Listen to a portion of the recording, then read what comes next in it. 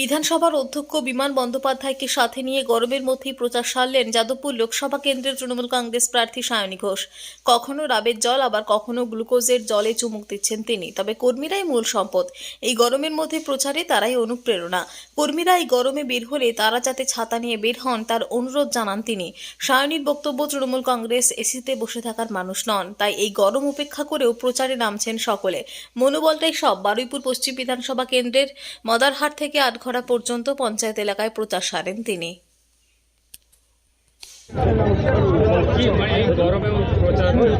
প্রচার তো করতেই হবে। তৃণমূল কংগ্রেস 365 দিন মাঠে থাকে, কাজে শীত গ্রীষ্ম বর্ষা তৃণমূল কংগ্রেস মমতা ব্যানার্জি ভরসা।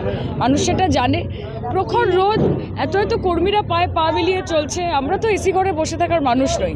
মমতা ব্যানার্জি স্ট্রিট ফাইটার, মাঠে নেমে লড়াই করতে হবে, মাটি কামড়ে পড়ে থাকতে হবে। এই গরমটাকে কিভাবে ম্যানেজ করছেন? আপনারা যেভাবে ম্যানেজ করছেন আমিও সেভাবেই ম্যানেজ করছি। কর্মীরা যেরকমভাবে ম্যানেজ করছে দেখছেন তো। কেউ ভালোবেসে দিদি একটু ডাব খান, কেউ একটুখানি গ্লুকন-ডি দিচ্ছে, কেউ একটু ওআরএস দিচ্ছে। এরমভাবেই ছোট্ট ছোট্ট পায়ে চলতে চলতে ঠিক পৌঁছে যাব। গরমে তো কর্মীরাও হাঁটছে, কি বলবেন যাতে ওনারা তো আমাদের সম্পদ। আমাদের কর্মীরা হেঁটে একটা র্যালিকে এগিয়ে নিয়ে যায় বলেই তো আমাদের এত গুরুত্ব। যাতে সুস্থ থাকে তার জন্য কি বলবেন? মন ভালো রাখতে হবে, মনের স্পিরিট হচ্ছে আসল। এবং অবশ্যই সবাইকে বলছি একটু ছাতা টাতা নিতে। আমরা নিতে পারি না কারণ বেশি ছাতা নিলে বা মুখ ঢাকলে লোকজন দেখতে পায় না, কিন্তু কর্মীরা সুস্থ থাকা সব থেকে গুরুত্বপূর্ণ আমাদের কাছে। 2 মাসের মধ্যে ইলেকশন, তাদেরকে গ্রাউন্ডে থাকতে হবে। তাদের স্পিরিটেই আমাদের স্পিরিট।